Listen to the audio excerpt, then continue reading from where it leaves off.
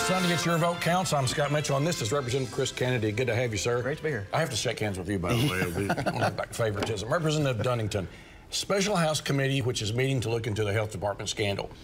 They subpoena 3 witnesses. It's not the people that caused the problem, it's members of the executive branch. Are you curious about where this probe is going? Yeah, I think it's really curious to see Representative Josh Cockcroft, who's the chair of this committee, has called in 3 members of the executive branch to ask them questions about the misappropriations of money in the state health department. But Representative Cockcroft himself has said that this isn't a criminal investigation, that this is simply just trying to get down to dig in a little bit more, find out answers so that we can appropriate money the proper way. Well, that's our job, is to appropriate money. So if we're going to drill into this, then maybe we should look into the chairman of committee that has been over health for the last 2 or 3 years. There are a number of other ways. What this looks like to me is just a family feud.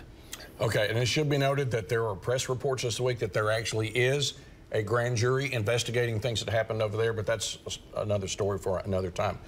Representative, you're in leadership in the House. You're also a lawyer, so let me ask you to put your counselor hat on.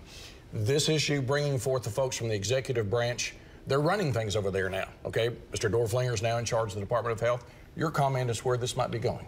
Sure. Well, look, the buck stops with the executive branch. It's their job to oversee these agencies. It's the legislators' jobs to allocate the money. And in my experience, listen, I do these investigations all the time in the military. The purpose of this committee is to go in, find out the facts, figure out what the problem is, and find the solutions. And I firmly believe by the end of the day, we'll bring enough people in, find the facts, and we'll move forward. And that's what the state of Oklahoma expects from us. They expect from us to go forward and find a solution to the problem, because that's our constitutional duty to do. Okay, interestingly enough, on Pearl Harbor Day, December 7th of next week, this agency evaluation committee, I bet that's going to take a look, that you guys passed this last session, it's going to start taking a look at legislative or agency spending is slated to meet. What is that going to get done? Will it make a difference? Well, I believe that anything like this makes a difference. And again, it's our duty under the Constitution, number 1, to take care of the budget, figure out where money goes with agencies. What I do know is that we focus, a lot of people focus on one side or the other. Do we focus on efficiencies and cuts, or do we focus on where we need to put revenue in our core services? And I believe that this review, all the things that we're doing, frankly, if we do it the right way, and we look to see where we need to have more efficiencies, but focus on the critical need, that's where we'll get it right. And that's what the people of the state of Oklahoma expect us to do, and I believe that we'll finally eventually get there. All right, now you know that on this program we've been talking for years, we were talking for years about the health department, about their mission over there. Now this agency review committee comes along. Do the Democrats think this will also join the Republicans in making a difference in how taxpayer money is spent? Well, I definitely agree with Representative Kannady that it's important to always look into how we're spending our money, and are we spending it efficiently and effectively. I think the answer to that is yes. For the most part, we've done that. I mean, if you look at the cuts that we've made over the last 7 or 8 years, many of these agencies have been cut to the bone, and there's not anything else to find there when it comes to efficiency. So whether or not this committee is going to find new things or not, I'm not sure. I do know that the State Auditor's Office has already done audits on a number of the big agencies and had found things that the legislature never took up.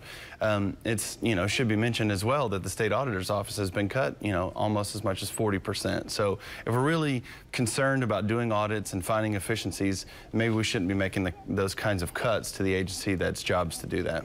And we'll at some point get into the ability of these agency heads to actually be competent about this, but that's another discussion for another day. All right, when we went to tape this program on Friday, we had not received a call, or nobody had gotten notice of when special session 2 was going to take place. Why do you think we don't know when that's going to happen? Well, this one's really curious. I think there are a lot of people that applauded the governor for stepping up and vetoing a budget that did nothing more than just bring more cuts. But the bottom line is we're 6 months into the 17-18 budget year, and we still have an unbalanced budget. We have a constitutional duty to have a balanced budget, and we don't have one right now.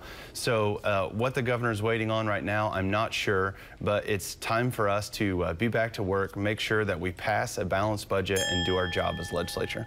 And Representative Kannady, you were saying earlier that perhaps not so much about when, but what would be awaiting you that needs to be done now before you go into special session. Right. Listen, 3 months ago, we went in a special session, and we spent 2 months talking about what we were going to do with the budget.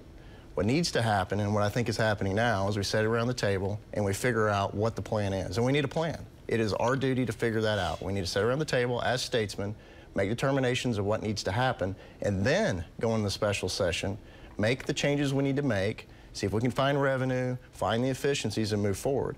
Going into special session and sitting around and twiddling our thumbs is not the right answer right now.